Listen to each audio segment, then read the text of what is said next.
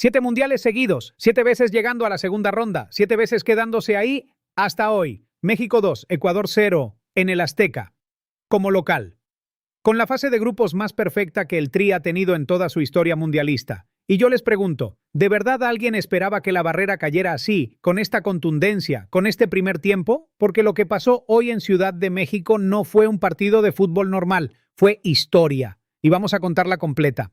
Para entender lo que México hizo hoy, primero hay que entender desde dónde llegaba. 3 partidos en la fase de grupos, 3 victorias, 6 goles a favor, 0 en contra, 9 puntos, líder invicto del Grupo A. No hubo un solo momento en la fase de grupos en que el Tri se viera comprometido, ni un gol recibido. Eso no es casualidad, es un plan que se ejecutó con disciplina. Y cuando llegas a eliminación directa con esa inercia, con el Azteca lleno, en casa, en tu país, con el país entero empujando, el rival no solo enfrenta a 11 jugadores, enfrenta a una nación. Ecuador llegó como tercero del Grupo E, un grupo con Alemania y Costa de Marfil, eso no es poca cosa. La Tri ecuatoriana sobrevivió uno de los sectores más duros del torneo, y eso le daba credenciales reales. Kendry Páez, Moisés Caicedo, Piero Hincapié, nombres de clubes de élite europeos. No era un equipo de relleno. En Ecuador se hablaba de esta llave con respeto, pero también con ilusión. Era una oportunidad histórica. El problema era el escenario, porque ir al Azteca cuando México lleva décadas sin perder ahí en Copa del Mundo no es un partido de fútbol. En los propios medios ecuatorianos lo llamaron ir al infierno, y así resultó ser. Minuto 22. Julián Quiñones. El delantero que el Tri apostó como referente ofensivo durante toda la fase de grupos, conecta y abre el marcador. El Azteca explota. No es solo un gol, es la liberación de una generación entera que cargó siempre la misma pregunta. ¿Cuándo vamos a pasar? Quiñones celebra. Sus compañeros lo rodean. Y en ese momento, en el Azteca lleno, con esa gente de pie, creo que todos los que estaban ahí sintieron algo que no se puede describir bien en palabras, solo lo entiende quien lo vivió. El 1-0 no era solo un gol, era el primer capítulo de algo diferente. 9 minutos después, minuto 31, Raúl Jiménez, el capitán, el veterano que ha cargado la camiseta verde en más mundiales que casi nadie en este equipo. Jiménez no grita el gol, lo señala al cielo, como si supiera exactamente lo que significa. México 2, Ecuador 0. A falta de 1 hora de juego, con el Azteca rugiendo, con Ecuador todavía sin reponerse del primero. En ese momento, el partido terminó. No el partido oficial, ese siguió 90 minutos, pero la pelea real, la de verdad, terminó al minuto 31, porque Ecuador tendría que remontar 2 goles contra un bloque defensivo que no había recibido ninguno en todo el torneo. Eso, en el Azteca, contra este Tri, era casi imposible. El segundo tiempo fue Ecuador intentando algo que los números nunca le dieron. Tuvieron la pelota, 57% de posesión en el partido completo, 8 corners contra 3 de México. Pero fíjense en esto, con toda esa posesión, con todos esos saques de esquina, Ecuador solo pudo generar un tiro a puerta. 1. México tuvo 3. Eso no es un equipo que presiona y lastima, es un equipo que tiene la pelota y no sabe qué hacer con ella cuando el rival se cierra y defiende con orden. Y al final llegó el colapso ecuatoriano. Roja para Piero Hincapié en el 90+5, amarilla para Moisés Caicedo en el 90+9.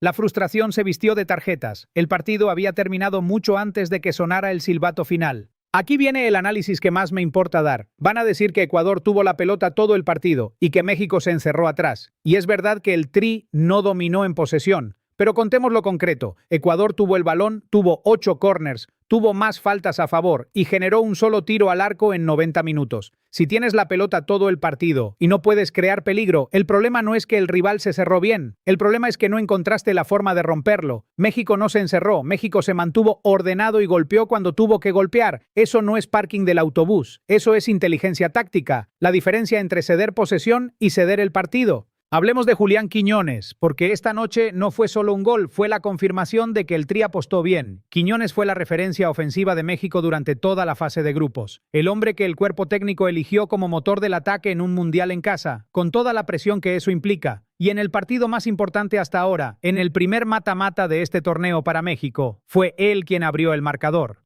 No un veterano de nombre reconocido internacionalmente. Él. Un jugador que construyó su carrera en la Liga MX, que eligió jugar por México en lugar de por Colombia, y que hoy le respondió al Azteca entero con el gol más importante de su vida. Y del otro lado, hay una historia que también hay que contar, porque Ecuador no llegó aquí de casualidad. Moisés Caicedo es uno de los mejores mediocampistas del mundo hoy mismo. Piero Hincapié juega en uno de los grandes de la Bundesliga. Kendry Páez tiene 19 años y ya es titular en un equipo de primera línea europea. Esta generación ecuatoriana sobrevivió un grupo con Alemania y hoy se va a casa en 16avos. La roja de Hincapié en el tiempo de descuento, cuando el partido ya estaba perdido, resume la noche perfectamente. La frustración de saber que tenías el talento pero no el resultado. Eso también duele y merece respeto. Ahora la pregunta táctica real. ¿Cómo construyó México esta victoria? El Tri salió con el mismo esquema que le dio 9 puntos en la fase de grupos. Defensa ordenada, compacta, portería imbatida como identidad, no como estrategia de último momento.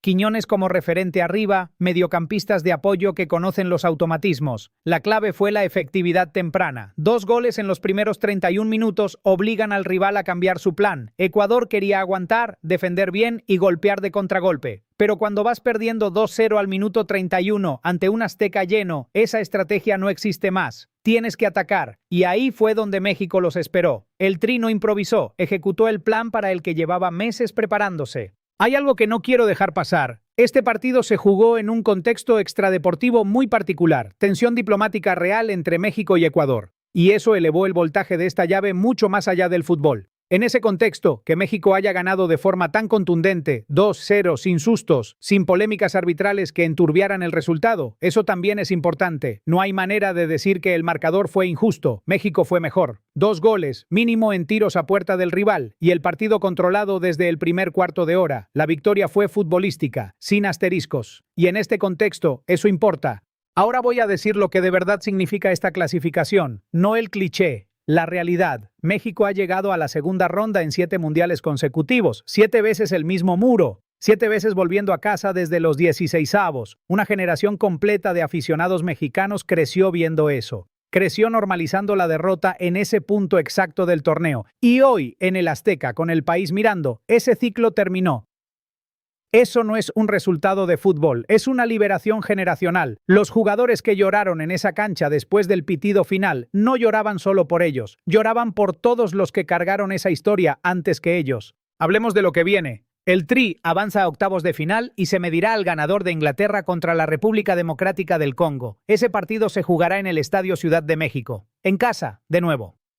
Esto es enorme. México tiene la posibilidad de jugar sus primeros 3 partidos de eliminación directa en su propio estadio, con su propia gente, con la inercia emocional de haber roto la barrera. Si a eso le sumas que llega invicto, con portería imbatida hasta hoy, con el plantel entero con confianza alta, el camino existe. No es fácil, pero existe de una manera en que nunca había existido antes para esta generación. Antes de cerrar, quiero plantear la pregunta más incómoda para el aficionado mexicano. Porque ahora que rompiste la barrera, ahora que ya estás en octavos, la pregunta cambia. Ya no es, vamos a pasar la segunda ronda. La pregunta ahora es, ¿hasta dónde puede llegar este equipo? Y aquí tomo posición. Creo que México tiene condiciones reales para llegar a cuartos de final.